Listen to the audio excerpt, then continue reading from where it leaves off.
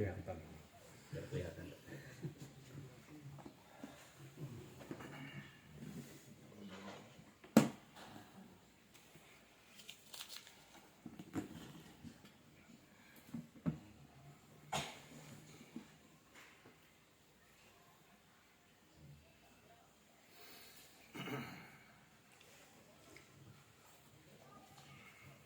Assalamualaikum warahmatullahi wabarakatuh. Waalaikumsalam warahmatullahi Alhamdulillahil qail a'udzu billahi minasyaitonir rajim. Al-hajju asyhurun ma'lumat. Wa man farada fi innal hajj fala rafatha wala fusuqa wala jidala fil hajj. Wa ma taf'alu min khairin ya'lamullah. Wa tazawwadu wa inna khairaz zadi taqwa wattaquni ya ulil albab. Assalatu wassalamu ala rasulil mursalin Muhammadin sallallahu alaihi wasallam wa ala alihi wa sahbihi wa man tabi'a sunnatahu ila yaumil qiyamah. Allahumma la sahla illa ma ja'altahu sahlan wa anta taj'alul hazana idza syi'ta sahlan. Faqala Rasul sallallahu alaihi wasallam, innal halala bayyin wa innal harama bayyin wa bainahuma syubhat. Faman waqa'a fi syubhat faqad waqa'a fil haram. Kama yara'a hawlal him yushiku ayyaqa fiha. Ala wa inna likulli malikin hima. Ala wa inna himallah maharimu. Ala wa inna likulli jasadin mudghah. Idza saluhat saluhal jasadu kullu. Ala wa hiyal qalb. Bapak-bapak, ibu-ibu, bapak-bapak yang saya hormati. Saya sering lupa kalau menyebut bapak ibu itu yang harus disebut ibu-ibu dulu. Ya. Karena ibu-ibu sangat dimuliakan oleh Allah. Kenapa demikian? Ada seorang sahabat bertanya, ya Rasulullah, man ahaqqu an ayyu sahibaka? Wahai Rasul, siapa yang paling punya hak untuk saya pakai? Rasulullah sallallahu alaihi wasallam menjawab, ummuka, ibumu. Tsumman ya Rasulullah, kemudian siapa ya Rasul? Rasul menjawab, ummuka, ibumu. Tsumman ya Rasulullah. Rasulullah menjawab, ummuka, ibumu. Sahabat tadi bertanya lagi, tsumman ya Rasulullah, kemudian siapa lagi ya Rasul? Rasulullah sallallahu alaihi wasallam menjawab, abuka, bapakmu. Ibu, baru bapak. Maka saya paling geting kalau ana wong lanang kementus. Iya, lawang juara 4 kok gaya. Gitu ya. harapan. Juara harapan 1. Saya dulu pernah, Bapak Ibu, lomba azan. Saya lomba azan. Itu saya dapat juara harapan 1. Kenapa demikian? Karena pesertanya hanya 4. Ya, pesertanya hanya 4. Saya juara 4. Hadiahnya paling murahan. Gitu. Kalau zaman sekarang hadiah juara 1 hadiahnya 10 juta. Juara kabupaten. Juara 2 7,5 juta. Juara 3 5 juta. Juara harapan 1 sajadah. Jadi bapak-bapak itu kelasnya kelas sajadah. Makanya kalau jangan sampai main-main di hadapan Allah tentang berkhianat kepada wanita. Semacam gini mumpung saya tidak melihat para wanita. Wanitanya kan di atas sana, saya nggak melihat. Sebab kalau saya melihat, oh mereka senang pol bagani pol jur gaya, jur mentel, jur dan sebagainya kan gitu. Baik bapak-bapak dan ibu-ibu yang saya hormati, kajian kita santai aja nih kajiannya. Karena ini kenapa Pak santai? Karena di rumah Pak Pardi. Kalau di masjid kita serius banget loh. Kalau di sini kita santai aja. Boleh panjenengan sambil ngantuk-ngantuk boleh, tidak apa-apa. Ya, tidak apa-apa. Nanti kita doa penutupnya pelan sekali tinggal pergi. Baik Bapak-bapak dan Ibu-ibu yang saya hormati, saya sudah kadung memberikan judul Asbab Rizki. Sebab-sebab turunnya rizki kepada dari Allah Subhanahu wa Ta'ala itu apa? Saya langsung saja ke materi karena ini nanti jam 9 kan kita harus sudah selesai. Ya. Makanya jangan ada yang bertanya, nanti terlambat kita selesai.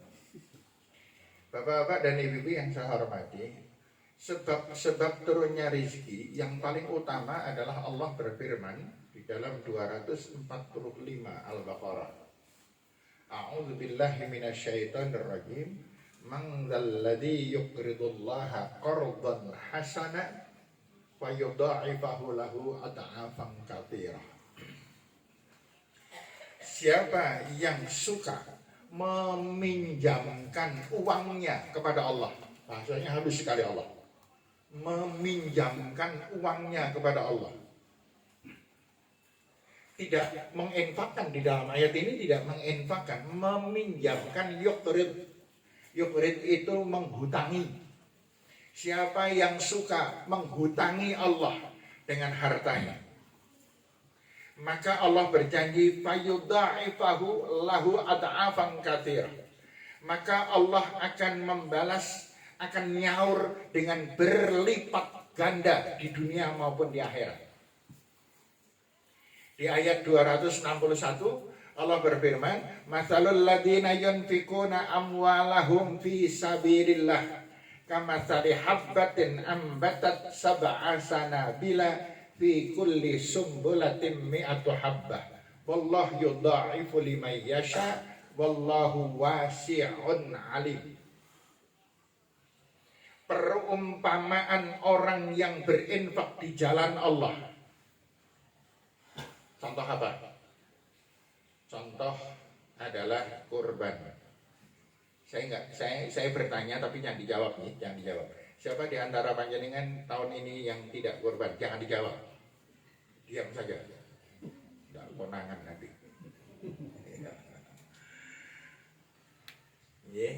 Kurban itu adalah pembuka rezeki kita. Kurban adalah ketaatan kita kepada Allah. Allah Subhanahu wa Ta'ala berjanji, wallahu la yukhliful mi'ad. Allah tidak pernah menyulayani janji. Allah tidak pernah mengingkari janji. Setiap satu ibaratnya adalah seperti orang menanam tanaman. Orang sedekah itu seperti orang menanam tanaman. Satu biji ditanam, tumbuh menjadi satu pohon. Satu pohon itu ada 7 cabangnya. Setiap satu cabang mengeluarkan 100 biji. Artinya kelipat gandaannya adalah 1 dibanding 700. Maka siapa yang berkorban, siapa yang beramal jariah? Ada di antara bapak-bapak ketika pembangunan Masjid An-Nur ikut beramal jariah? Jangan dijawab. Nanti yang tidak ngacung melas. Ya. Ada yang ikut bersedekah di sana, berinfak di sana, masya Allah. Amal jariah itu 1 di antara 3 yang akan terus mengalirkan pahala. Rasulullah SAW pernah bersabda, semuanya hafal hadis ini. Idza mata ibnu Adam inqata amaluhu illa min salas. Apabila seorang anak Adam, seorang manusia meninggal dunia, maka selesai sudah antara urusan dunia dan akhirat, tidak ada hubungan. Illa min salas, kecuali 3 hal. Yang pertama, amal jariah. Ikut membangun masjid, ikut membeli tanah untuk masjid, untuk sekolahan, ikut membangun selokan, ikut dan lain sebagainya, amal jariah. Membelikan karpet untuk masjid, membelikan lampu untuk masjid, memberikan fasilitas untuk sebuah sekolahan dan lain sebagainya, itu amal jariah. Ketika dia meninggal dunia, maka pahalanya terus mengalir, meskipun sampai kapanpun. Yang kedua, ilmun yuntafa'u bihi, ilmu yang bermanfaat. Panjenengan mempunyai ilmu, salurkan kepada murid-murid panjenengan, tapi dengan syarat tulus dan ikhlas. Maka selama ilmu itu bermanfaat, kita terus meskipun sudah mati tetap mendapatkan pahala. Kemudian yang ketiga, awaladin sholihin yada'ulah, atau anak-anak yang mendoakan kedua orang tua. Anak-anak ini syaratnya soleh dan solihah. Maka bapak-bapak dan ibu-ibu jangan jadi anak durhaka kita itu. Siapa anak durhaka? Anak yang tidak soleh, itu anak durhaka pada orang tua. Karena doanya tidak akan sampai. Anak yang tidak soleh, insya Allah, jangan panjangnya jangan tersinggung. Anak yang tidak soleh, kalau laki-laki sholatnya tidak pernah di masjid, itu tidak soleh. Kemudian, amal ibadahnya acak-acakan. Sholatnya kadang-kadang dilakoni, kadang-kadang tidak. Kalau ngelakoni, ngalamun aja di dalam sholat, itu anak yang tidak soleh. Sedikit sekali bersedekah, sedikit sekali berzikir kepada Allah, sedikit sekali mengingat Allah Subhanahu wa Ta'ala. Ini tidak soleh. Artinya anak itu anak durhaka, dan anak durhaka pasti tidak masuk ke dalam surga. Itu sudah ketentuan dari Rasulullah SAW. Jadi ibadah kita kepada Allah Subhanahu wa Ta'ala bukan hanya untuk diri kita, tetapi juga untuk kedua orang tua kita, agar kita menjadi anak yang soleh. Dan kemudian ketika kita memohon Rabbighfirli wali walidayya warhamhuma kama rabbayani shaghira, dikabulkan oleh Allah. Kalau tidak soleh, tidak ada doa yang dikabulkan. Itu menurut Rasulullah Sallallahu Alaihi Wasallam. Kembali lagi bapak-bapak dan ibu-ibu, kalau ada pertanyaan, siapa di antara panjenengan yang sering kesulitan rezeki? Maka jawabannya satu, pasti tidak banyak bersedekah. Ya, pasti sehari-hari tidak banyak berpikir hari ini saya sedekah berapa, kepada siapa. Pasti setiap tahun tidak pernah kurban. Yang namanya kurban itu setiap tahun, bapak-bapak, ibu-ibu, bukan sekali reo, tidak. Hanya orang di duit orang kurban lah. Kurban itu disiapkan 1 tahun, diusahakan maksimal 1 tahun. Kalau tidak semacam itu, banyak sekali orang yang tidak bisa kurban. Saya ada sebuah kisah Bapak Ibu. Saya dapat informasi di desa Duren Sawit. Duren Sawit itu daerah mana? Kecamatan mana? Laksono. Laksono. Di desa itu, kakaknya hanya 44 orang. Yang Muhammadiyah, maksud saya Muhammadiyah dan Aisyah. 44 orang ini 40 orang, bukan 44, 40 orang kakak warga Muhammadiyah. Kurbannya berapa? 5 ekor sapi. 5 kali 7 berapa? 35. Yang tidak kurban 5 orang. Disuruh nih berapa? Yang tidak kurban. Baik yang Muhammadiyah atau yang bukan Muhammadiyah, sama-sama Islam, mempunyai kewajiban untuk kurban. Saya tadi malam pengajian di Kejiwan. Saya tanya, warga Muhammadiyah berapa jumlahnya? Mereka mengatakan sekitar 125 kakak. Berapa korban? Korban 6 ekor sapi. 6 kali 7 42. Berapa persennya? Sepertiga. 1/4%, Pak. Ini 1/4, 25, kok 1/4%? 25 sampai 30 tidak sampai 30%. Dan perlu panjenengan ketahui di Duren Sawit saya dapat videonya, ada rumah gedek, ada rumah papan kayu, ada rumah yang lantainya belum diblur, masih tanah, dapurnya masih pakai kayu. Orang-orang mereka masih kategori sangat menengah ke bawah, tetapi yang 35 setiap tahun kurban. Suatu hari Bapak ini yang saya gambarkan macam ini biar panjenengan prihatin. Jangan sampai dicap oleh Allah kita seumur hidup tidak kurban. Kenapa? Karena kurban itu pahalanya tidak terhingga. Rasulullah SAW pada suatu hari menyembelih kurban. Ada seorang sahabat, "Ma hadhil adhahi ya Rasulullah?" Ini sembelihan apa ya Rasul? Rasulullah SAW, "Sunnatu abikum Ibrahim." Ini adalah tuntunan dari bapakmu Nabi Ibrahim. Kemudian sahabat tadi, "Wa malana ya Rasulullah? Kalau kami ikut menyembelih seperti yang engkau lakukan, apa yang kami dapatkan?" Rasulullah menjawab, "Likulli sya'ratin minal adhahi hasanah." Setiap satu helai rambut korban satu pahala. Wa amasuf ya Rasulullah. Nah kalau domba, Rasulullah menjawab, likulli sya'ratin minasuf hasanah. Setiap satu helai rambut dari kambing gembel satu pahala. Artinya apa, Pak? Artinya pahalanya tidak terhingga. Tidak ada orang yang mampu menghitung rambut seekor kambing. Coba nanti besok panjenengan kalau ada korban itu kambingnya dibawa ke rumah dulu dihitung coba. Itu lembah telumpulan orang rampung itu ngitung. Iya, enggak usah gitu. Ada yang apa namanya? Ada yang dapat korban misalnya dapat kakinya. Ya.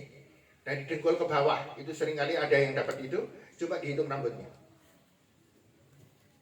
Ada yang dapat kepala. Coba dihitung rambut kepalanya. Tidak mungkin terhitung. Artinya apa? Rasulullah SAW, pahala korban adalah pahala yang tidak terhingga.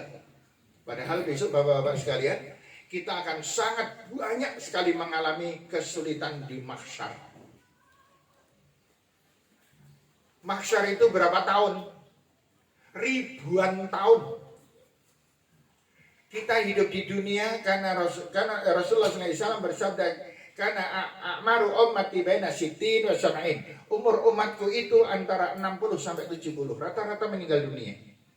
Saya tadi pagi takziah pegawai PDAM.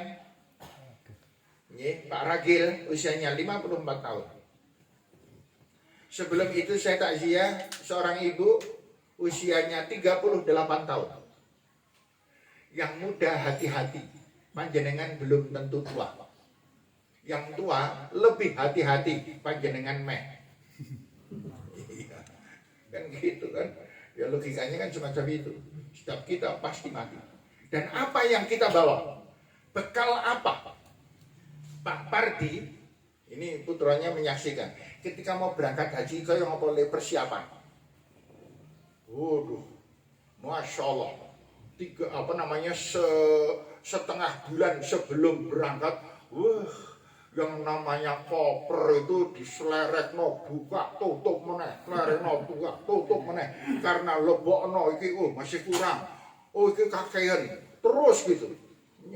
Makanya banyak sekali jamaah haji yang kopernya dirut-rut. Kenapa? Karena lain selitingnya jebol, buka tutup terus kok. Tapi Pak Badi enggak ya? Iya. Kan ada orang yang oke nganu nih lambine wah nek semene kakean buka lagi ambil kemudian lah itu makanan iku lebokno buka lagi lebokno terus saja bola bali ngono ping pirang puluh le buka le nutup akhirnya jebol ya. Nah, Bapak-bapak dan Ibu-ibu yang saya hormati, persiapan haji itu hanya perjalanan 40 hari. Persiapannya setahun penuh. Dan di sana rata-rata orang haji itu mesti senang. Untuk menjemput rasa senang, persiapannya luar biasa. Manasiknya setahun. Persiapannya berbulan-bulan. Hanya untuk 40 hari. Panjenengan akan masuk ke liang lahat, ke liang kubur. Mbah buyutnya Mbah Buyut, Mbah Buyute, Mbah Buyut kita itu masih ada di dalam kubur. Disiksa atau tidak? Tergantung amal ibadahnya ketika di dunia. Tergantung sedekahnya, tergantung sholatnya, tergantung akhlaknya, tergantung hatinya bersih atau tidak. Jika Bapak dan saya hormati, ini nggak main-main. Setiap orang sudah mendapatkan pelajaran bahwa sehebat-hebat sepanjang-panjang usia orang di Seruni tidak akan lebih dari 100 tahun. Ada yang pernah 100 tahun di Seruni? Belum ada. Mungkin dulu kesepuhan yang zaman dulu gitu. Jadi kesepuhan zaman dulu itu mungkin ada. Kayak Nabi Ibrahim gitu. Meninggal dunia pada usia 1200 tahun. Nabi Ibrahim. Ya, lalu mempunyai anak pertama umur 90 tahun. Ya. Punya anak pertama itu usia 90 tahun. Anak luar biasa disayang. Laki-laki halim lagi. Halim itu apa? Tampan. Tampan. Hatinya lemah lembut. Cerdasnya bukan main, lincahnya bukan main, taatnya pada Allah, berbaktinya kepada orang tua. Gak ada yang munjuli. Lalu pada suatu hari, falamma balagha ma'ahu sa'ya, qala ya bunaya, inni ara fil manam, anni adbahka fanzur madza tara. Wahai anakku, tadi malam bapak diperintah oleh Allah supaya menyembelih kamu. Saya kepikiran, ya kok tego-tego nih Nabi Ibrahim. Anak yang ditunggu dari menikah usia 37 tahun. Nabi Ibrahim menikah usia 37 tahun, mempunyai anak usia 90 tahun. Berapa tahun nunggunya? 53 tahun menunggu anak. Ketika lahir, ketika falamma balagha ma'ahu sa'ya, ketika sudah menjelang dewasa, selepas dari anak-anak masuk remaja, lagi disayang-sayangnya. Lah kok tiba-tiba Allah memerintahkan Ibrahim sembelih Ismail. Dan ketika pagi-pagi, wahai anakku, tadi malam aku diperintah oleh Allah supaya menyembelih kamu. Bagaimana menurut pendapat kamu? Fangdur madza tara. Apa jawaban Nabi Ismail? Qala ya abadi fa'al ma tu'mar satajiduni insyaallah minas sabirin. Wahai bapak, kalau ini perintah Allah maka harus dilaksanakan. Inilah orang yang puncaknya orang beriman. Sementara kita tidak disuruh nyembelih anak, bapak, ibu-ibu, tidak disuruh menyembelih anak, hanya disuruh menyembelih 1/7 sapi atau 1 ekor kambing yang mempunyai kekuatan macam itu, atau 2 ekor kambing atau 5 ekor kambing. Kan Rasulullah contohnya variatif sekali. Rasulullah SAW pernah korban 1 ekor kambing, pernah korban 2 ekor kambing, pernah korban 5 ekor kambing, pernah korban 5 ekor onta, dan yang paling banyak Rasulullah SAW pernah korban 30 ekor onta. Jadi jangan dikira bahwa Rasulullah SAW itu korbannya hanya sekali. Makanya ada ajaran kan.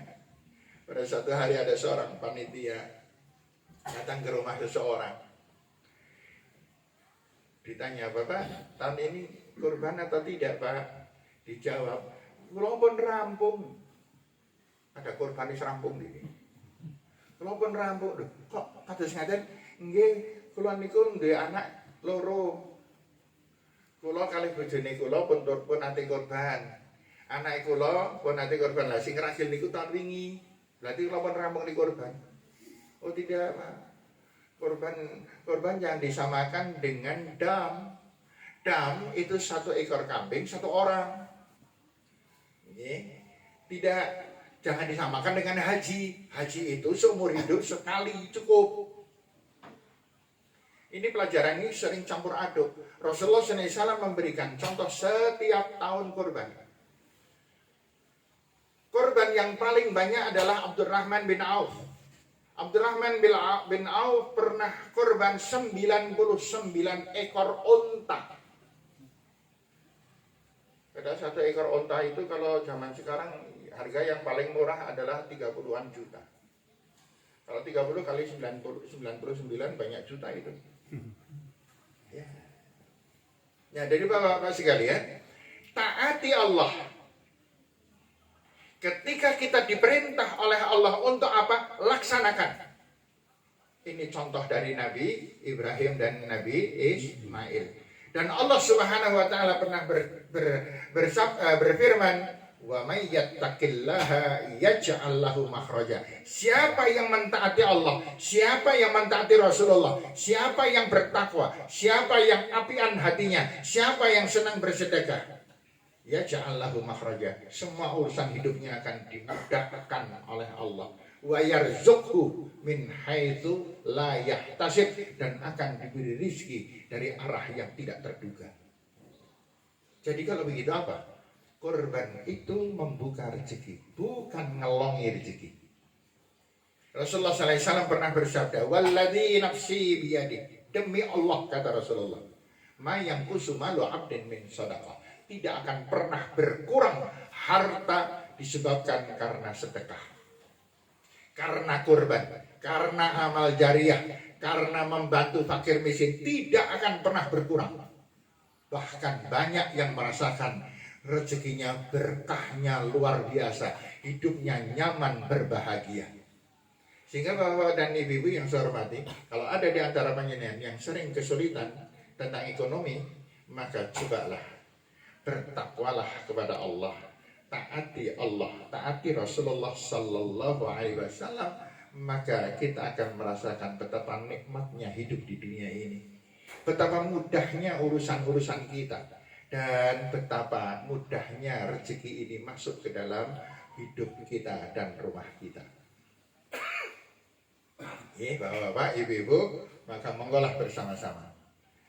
Kemudian kita sekarang beralih tentang urusan haji. Ini waktunya tinggal 20 menit.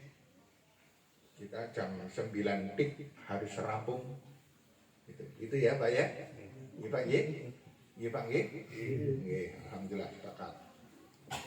Bapak-bapak dan ibu-ibu, sekarang sama haji atau Pak Pardi dan Bu Rihati sekarang masih di Mekah. Tempatnya di mana tempatnya? Di tempat haji Indonesia sekarang di mana? Di Jarwal. Jarwal itu jaraknya antara 1,5 kilo dari Masjidil Haram. Di sana jarak itu selalu terasa pendek, Bapak. Kenapa? Karena senang. Kenapa? Karena rame-rame. Kalau ada orang mengatakan di sana panas, itu karena memikirkan dunyane kakean. Kalau memikirkan pahalanya yang Allah akan berikan, bayangkan coba. Salatun fi masjidi hadza ta'dulu bi alfi salatin. Salat di Masjid Nabawi itu pahalanya sama dengan salat 1000 kali di Masjid An-Nur. Salat zuhur di Masjid An-Nur 1000 kali cukup salat di Madinah 1 kali. Pahalanya luar biasa. Wa salatun fi Masjidil Haram ta'dulu bi alfi mi'ati salatin. Dan salat di Masjidil Haram pahalanya sama dengan salat 100.000 kali. Tapi ini jangan pakai kalkulator loh ya. Artinya apa? Pulang haji pakai kalkulator. Ini berarti saya sholat di Masjidil Haram sudah 35 hari. 35 kali 5 sama dengan 35 35 kali 5 sama dengan sekian, kalikan 100.000. Berarti saya sudah nggak perlu sholat. Loh, ada jamaah haji yang semacam itu. Betapa bodohnya dia. Belum lagi di Madinah. Di Madinah saya 8 hari, berarti 40. 40 kali 1.000, berarti 40.000. 40.000, berapa? 40.000 ya? 40.000 dibagi 365 untuk 1 tahun.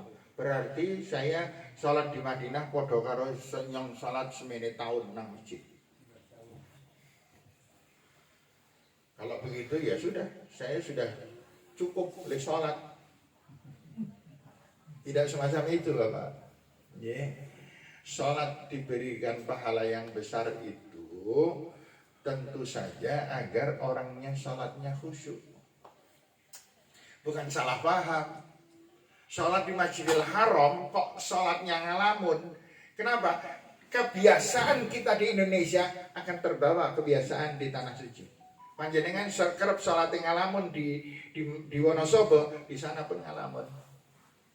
Merubah itu susahnya bukan main.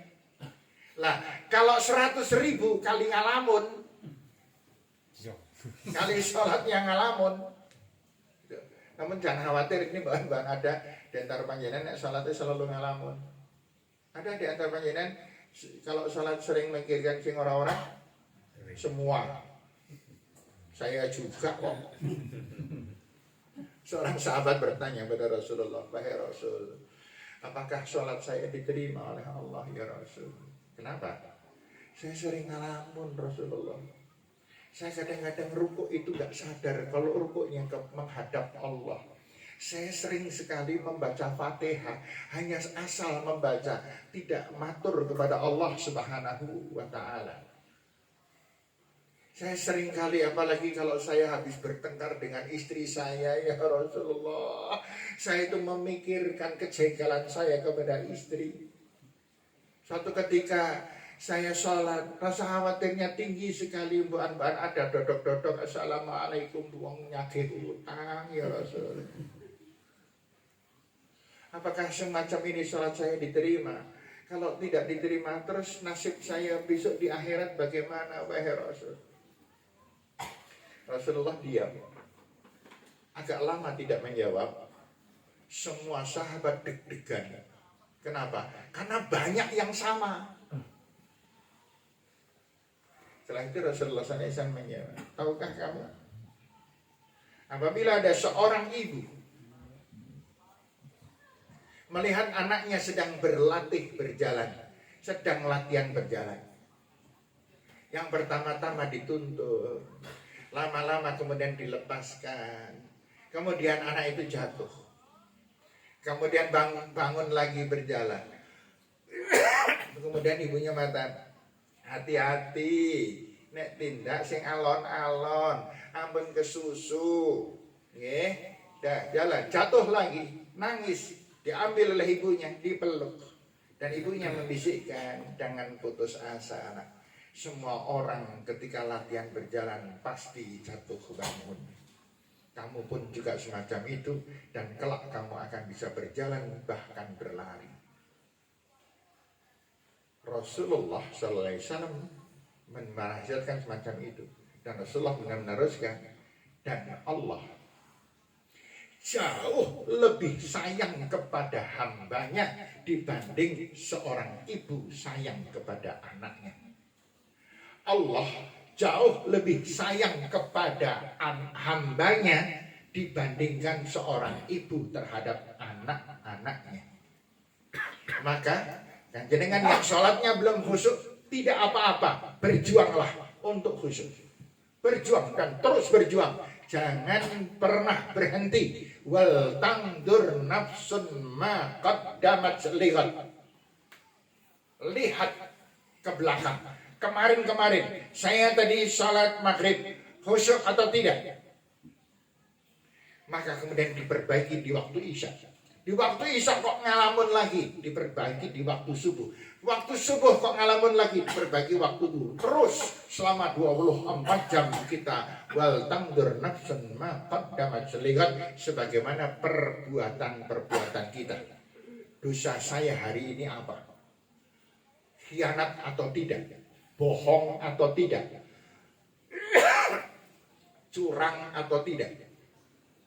Saya membohongi pelanggan atau tidak? Ini terutama yang dagang. Saya ngurangi timbangan atau tidak? Saya ngurangi takaran atau tidak? Dan lain sebagainya, dikoreksi terus.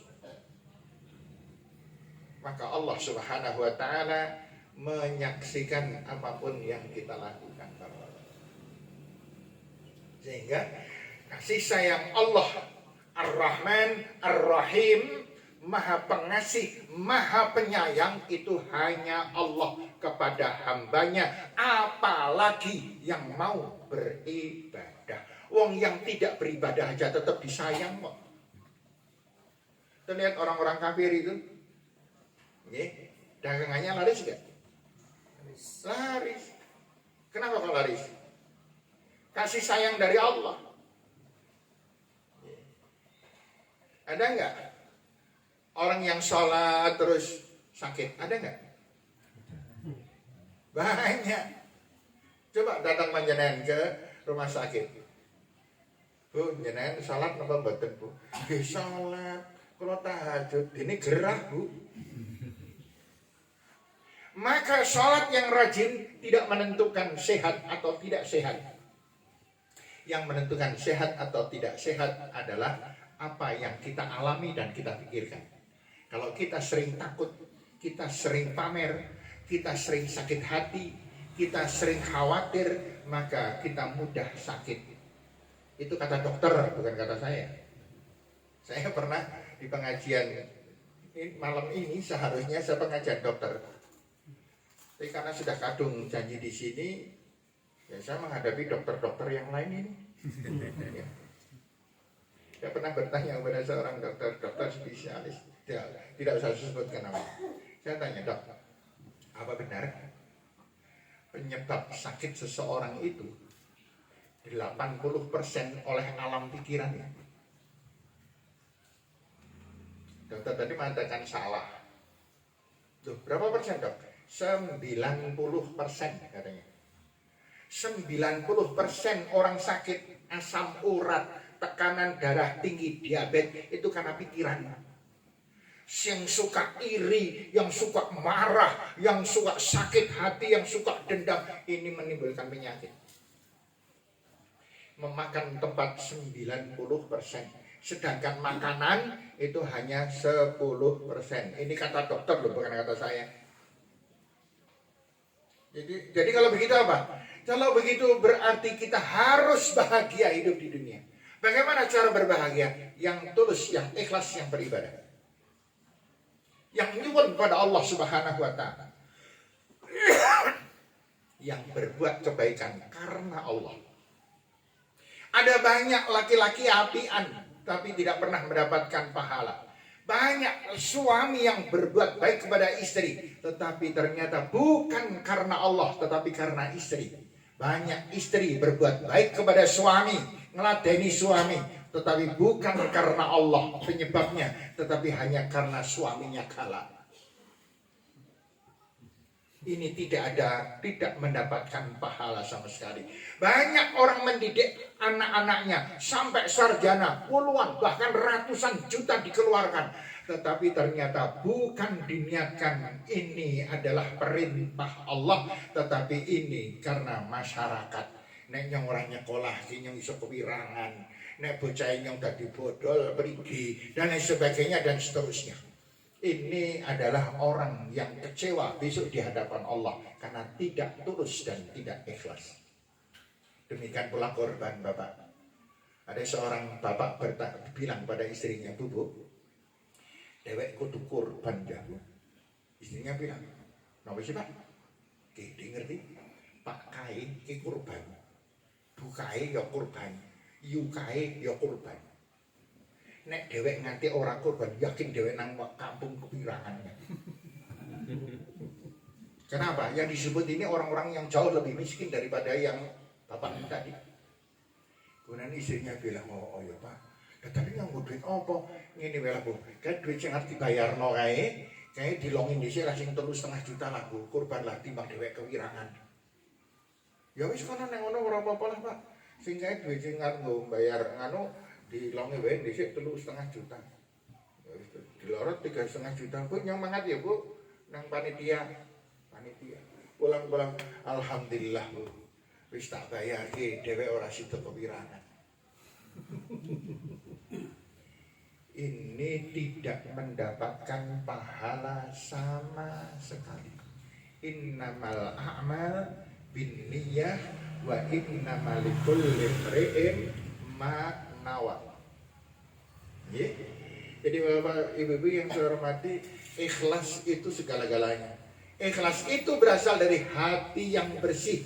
Hati yang bersih itu yang menyebabkan semuanya menjadi baik. Orang yang hatinya kotor melihat omah gede suudon, alah mesti halal ye, paling hasil korupsi. Tapi hati yang bersih akan melihat masya Allah, oh happy people.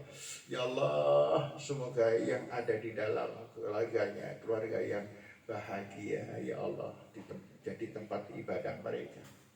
Melihat ada orang yang rumahnya jelek sekali gubuk. Kemudian lagi mesti wong sing kesete pol ya. Wong gelem nyambet gawe kiri terus. Udah orang yang hatinya bersih akan mengatakan masya Allah. Ya Allah berikanlah kesabaran kepada penghuninya ya Allah. Saya tahu orang ini miskin tapi ibadahnya luar biasa bagusnya. Ya Allah saya cemburu, saya meri. Beliau besok akan masuk surga dan saya belum tentu bisa masuk surga. Itu orang yang husnudzon gitu Pak. Nah Bapak dan Ibu yang saya hormati, marilah kita latihan menjadi hati orang yang punya hati yang selalu husnudzon terhadap orang lain. Ada mobil bagus, sudahlah batin aja iya mobil Habib ya Allah sak punjul. Ya Allah moga-moga selamat sing mengendari ini dan hidupnya berbahagia ya Allah. Selesai. Tidak ada lagi mobil apik bagi orang tau jamaah iki. Wong ora genah iki. Dan sebagainya. Tidak, jangan berpikir yang jelek. Pikiran yang jelek suudzon pertanda bahwa hati kita jelek. Makanya Bapak-bapak dan Ibu-ibu, orang yang ikhlas itu kalau dipuji dengan dihina rasanya sama. Kenapa ya? Karena orang yang beriman itu hatinya tenang. Orang yang ikhlas itu hatinya tenang. Orang yang hatinya tenang itu cerdas. Kalau cerdas cepat sekali berpikir. Ada orang menghina, masya Allah, alhamdulillah. Saya dikurangi dosanya. Kalau saya tidak sakit hati dan tidak dendam. Orang jelek adalah orang yang banyak menyelamatkan orang baik. Jangan lupa itu. Orang jelek itu banyak sekali menyelamatkan orang yang baik. Orang yang tulus, yang ikhlas, kebanyakan diselamatkan oleh orang-orang yang jelek. Bapak-bapak dan ibu-ibu yang saya hormati, sekarang jamaah haji masih ada di Mekah. Besok hari Kamis tanggal 8 Zulhijjah jamaah berangkat ke Mina untuk tarbiyah. Biasanya berangkat pada asar. Pada asar tarbiyah ke Mina. Sampai di sana menjelang maghrib atau ba'dal maghrib. Setelah itu bermalam satu malam di Mina. Pagi-pagi sekali berangkat ke Arafah, yaitu hari Jumat. Ini biar Kang Putra paham perjalanannya. Pagi-pagi sekali berangkat ke Arafah. Kemudian masuk ke dalam kemah di Arafah, melakukan puncak-puncaknya ibadah. Al-Hajju Arafah. Orang haji yang berangkat tahun ini menunggunya 13 tahun. Betul ya? 13 tahun 13 tahun. Nah, 13 tahun ini menunggu Arafah. Bayarnya satu orang bersihnya di 53 juta. Sampai dengan biaya yang lain-lain, kira-kira sampai bisa mencapai berapa? 60-an juta lebih. Untuk sangu 10 juta, 70 juta satu orang. Untuk apa? 70 juta membayar itu. Untuk membayar Arafah. Jadi biaya 70 juta nunggu 13 tahun itu demi bisa melaksanakan wukuf di Arafah. Ini perlu panjenengan yang tahun 2026 mau haji harus tahu loh ini. Gitu. Karena yang begini seringkali tidak disebutkan di dalam manasik. Nah, apa yang dilakukan di Arafah? Nah, di sini Arafah berasal dari makna Arafah, mengaku. Arafah pengakuan. Wukuf berhenti sejenak. Berapa sejenaknya? 4,5 jam. 4,5 jam itu harganya 13 tahun dan 70 juta. Apa yang harus dilakukan? Maka kemudian jamaah haji berhenti di situ, menghadap ke arah kiblat dan menyampaikan semua problematika hidup. Dosa-dosa disebutkan. Orang yang wukufnya tenanan benar-benar mesti nangis. Dan pada waktu itu Allah yubahi malaikatahu, mengundang semua malaikat turun di langit bumi. Dan Allah memesan, wahai malaikatku, mereka datang sa'san bagobro dari jauh. Pakaian mereka lungsek, rambut mereka kumal demi untuk memohon kepadaku. Maka wahai malaikatku, dengarkan permohonannya dan berikan dan kabulkan. Maka doa yang paling makbul adalah di Arafah. Sayang ini pertemuannya ketika Bapak Padi dan Ibu sudah berangkat, sehingga saya tidak bisa menyampaikan hal ini. Tapi putranya bisa nelpon. Dan ditelepon, Bu, hati-hati nang Arafah. Keluarkan semua unek-unek. Ya Allah, doanya, ya Allah, pada tahun 90 hamba pernah berbuat ini. Ya Allah, ampuni dosa hamba. Hamba sering melakukan ini, hamba sering melakukan perbuatan dosa kepada kedua orang tua hamba, kepada anak-anak hamba. Terus sampaikan detailnya dosa. Semua permohonan ampun diampuni oleh Allah Subhanahu wa Ta'ala pada hari itu. Khusus hari Arafah, waktunya setelah sholat zuhur, setelah khutbah wukuf, kemudian setelah itu ada waktu, yaitu dari jam 1 kira-kira sampai jam setengah 6. Jam 1, jam 2, jam 3, jam 4, jam 1, jam 2, jam 3, jam 4, jam 5.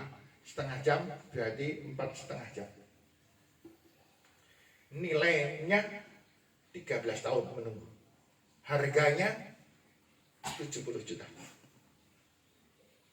Setelah selesai dari wukuf, semuanya disampaikan, mendoakan orang banyak. Dan mendoakannya kalau bisa satu persatu nama disebutkan. Wahai Allah, ya Allah, ampunilah dosa-dosa bapak-bapak dan ibu-ibu jamaah pengajian malam Rabu di Seruni, ya Allah. Maka itu dikabulkan. Kemudian mendoakan. Saya pernah bapak-bapak dan ibu-ibu ketika haji tahun berapa ya? Tahun 2009 apa ya? Saya dititipi doa. Ada 4 orang yang menitipkan doa pada saya karena mereka ini belum mempunyai anak. Titip doa kepada saya supaya segera mendapatkan keturunan. Yang 2 minta didoakan pada saya karena mau tes pegawai negeri. Kemudian apalagi gitu. Setelah itu saya pulang dari haji. Kira-kira setengah bulan kemudian, yang tiga minta keturunan, nelpon pada saya, Pak Aris, alhamdulillah saya sudah telat 3 minggu ini. Artinya sudah mulai hamil. Dan kemudian ada yang sudah di USG positif hamil. Yang 3. Yang 1 tidak ngabari saya, nggak tahu. Gitu. Kemudian yang kedua, yang pegawai negeri ngabari saya, alhamdulillah Pak Aris malah ke rumah saya, mengunjungi saya loh. Ini apa ini, syukuran apa ini? Pak Aris, alhamdulillah saya diterima pegawai negeri Pak Aris. 2 orang tetapi lain waktu. Mudah sekali dikabulkan doa di Arafah. Sehingga orang yang tahu berani membayar berapapun. Haji Furoda itu membayarnya 975 juta. Satu Alphard itu Pak. Alphard 1 miliar ya? Iya. Nyang-nyangan lah dong. Kurangi sekitar 5 juta wehno. Iya. Gitu. Berani membayar segitu banyaknya adalah demi mendapatkan ampunan dari semua dosa, demi mendapatkan rahmah dan kasih sayang di Arafah. Tetapi jangan lupa, banyak sekali orang-orang di Arafah yang tidak paham. Nah, ini makanya Allah Subhanahu wa taala mengatakan, "Wala taqfu ma laisa laka bihi ilm." Jangan sampai kamu beribadah kecuali dengan ilmu yang kamu miliki. Ilmu itu berasal dari Allah dan dari Rasulullah Sallallahu Alaihi Wasallam. Setelah di sana bapak-bapak panjenengan bingung Pak di Arafah ibu-ibu. Kenapa? Banyak yang memahami bahwa yang namanya wukuf itu jadi awalnya sholat 2 rakaat zuhur, terus 2 rakaat asar, setelah itu khutbah. Setelah khutbah kemudian doa. Setelah doa, orang menganggap wukuf wis rampung. Belum dimulai itu padahal. Belum dimulai. Maka banyak kemudian yang dolan, Pak. Saya pikir, wah saya kalau sudah semacam itu sudah nggak bisa mengingatkan orang. Sudah. Ada yang dolan, ada yang rempon keliling-keliling, tengahnya ada makanan, unjukan, ngobrol, gendengi wong. Ada yang tiduran, dan benar-benar tidur ada. Nunggunya 13 tahun, biayanya 70 juta, hilang lenyap begitu saja. Pulangnya tetap diundang Pak Kaji, ya kan? Bu Haja sama, tetapi nilai taat patuh takwanya sangat berbeda. Bapak dan Ibu yang saya hormati, saya kira ini pelajaran yang bisa kita sama-sama pelajari. Saya mohon maaf apabila ada hal-hal yang menyinggung panjenengan. Maaf, terutama yang tidak pernah ke masjid mesti tersinggung. Jangan marah dengan saya, tetapi marahlah pada Rasulullah Sallallahu Alaihi Wasallam. Kan Rasulullah Sallallahu Alaihi Wasallam yang bersabda, "Salatul jamaah afdal min salatil fardhi bi 27 darajah." Syarat laki-laki masuk ke dalam surga harus mempunyai salat sehari 135 kali. Dari mana itu?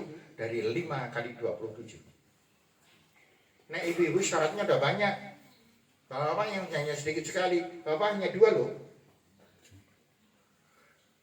Sholat berjamaah di masjid dan Jumatan itu yang menyebabkan bapak berbeda dengan wanita. Kalau wanita berbeda dengan laki-laki, banyaknya luar biasa. Laki-laki, wanita hamil kan? Ada laki-laki hamil? Pahalanya luar biasa Pak hamil itu. 9 bulan kali 7. Putra Nabi itu. Kemudian setelah itu melahirkan itu toh nyawa. Orang melahirkan itu mesti hanya 1 di antara kemungkinan 4. 1, bayinya hidup, ibunya hidup. 2, bayinya mati, ibunya hidup. 3, bayinya hidup, ibunya yang mati. Keempat, mati semua. Hanya ada 4 kemungkinan. Dan itu dilakukan oleh setiap wanita yang melahirkan. Setelah itu, pahala yang luar biasa lagi, yaitu memberikan ASI. Di dalam sebuah hadis Rasulullah SAW, setiap 1 tetes ASI di surga akan diganti dengan sebutir berlian. Lah kok anak itu? Itu pengen rong tahun. Berapa ember itu? Masya Allah, wanita sangat mudah masuk surga. Syaratnya cuma 1, ikhlas. Ikhlas, tidak suka mengeluh, tidak suka mengomel, taat pada suami, beres semuanya sudah masuk surga. Fadkhulil jannah min ayya babin syi'ti. Hai wanita yang semacam itu, masuk kamu ke dalam surga dari pintu manapun. Kata Rasulullah SAW semacam itu. Tapi laki-laki sulit, Pak. Laki-laki itu harus selalu berjamaah di masjid dan sholat Jumatnya jangan sampai terlambat, mendengarkan khutbah dengan seksama, dan setelah itu sholat dengan khusyuk, dan setelah itu berzikir yang cukup, berdoa yang banyak, maka kemungkinan masuk surga ada. Tapi kalau belum semacam itu, jangan meninggal dunia dulu. Medeni, Pak. Saya kira ini pelajaran yang bisa kita sampaikan. Mari sekarang kita pada puncak acara, yaitu mendoakan Bapak Pardi dan Ibu Rehati. Semoga beliau mendapatkan sehat walafiat selama menunaikan ibadah haji, dan ya Allah, semoga semua amal ibadahnya diterima oleh Allah Subhanahu wa taala. Kemudian putra putri yang ada di rumah dalam keadaan sehat, dalam keadaan diberkahi oleh Allah Subhanahu wa taala, dan beliau berdua pun berkelak dalam keadaan sehat walafiat dan menyandang haji yang mabrur yang diterima oleh Allah Subhanahu wa taala. Amin ya Allah. A'udzubillahi minasyaitonirrajim. Bismillahirrahmanirrahim. Allahumma salli ala sayyidina Muhammad wa ala alihi wa sahbihi ajma'in. Alhamdulillahi rabbil alamin. Hamda syakirin, hamdal mu'minin, hamdan yahbi ni'amahu wa yukabi'u mazidah ya rabbal alamin. Allahumma aftah lana hikmataka wansur alaina rahmataka min khazaini rahmatik bi rahmatika ya arhamar rahimin. Rabbana hab lana min azwajina wa dhurriyyatina qurrata a'yun waj'alna lil muttaqina imama. Rabbi ja'alni muqimas shalah wa min dhurriyyati rabbana wa taqabbal du'a. Allahumma inna nas'aluka ridhaka wal jannah wa na'udzubika min sakhatika wan nar. Allahumma ja'alhuma hajjam mabrura. Allahumma ja'alhuma hajjam mabrura. Allahumma ja'al hajja Bapak Supati dan Ibu Rehati hajjam mabrura wa sa'yam mashkura wa tijaratan lan tabura wa amalan salihan maqbula. Ya Azizu Ya Ghaffar Ya Rabbal Alamin. Allahumma inna nas'aluka ridhaka wal jannah wa na'udzubika min sakhatika wan nar. Rabbana ighfir lana wa li ikhwanina alladhina sabaquna bil iman wa la taj'al fi qulubina ghillan lil ladzina amanu rabbana innaka ra'ufur rahim. Zawwadakallahu taqwa wa ghafara dhanbaka wa yassara lakal khaira haitsu ma kunta. Rabbana atina fid dunya hasanah wa fil akhirati hasanah wa qina adzabannar wa adkhilnal jannata ma'al abrar ya aziz ya ghaffar ya rabbal alamin. Wa sallallahu ala nabiyyina Muhammad wa ala alihi wa sahbihi ajma'in. Subhana rabbika rabbil izzati amma yasifun wa salamun alal mursalin. Alhamdulillahi rabbil alamin. Demikian Bapak-bapak dan Ibu, semoga bermanfaat, semoga bisa menyemangati hidup kita, dan semoga Allah Subhanahu wa taala memberikan hidayah kepada kita. Amin ya rabbal alamin. Billahi taufiq wal hidayah, wallahu muwaffiq ila aqwamit thoriq. Assalamualaikum warahmatullahi wabarakatuh. Waalaikumsalam.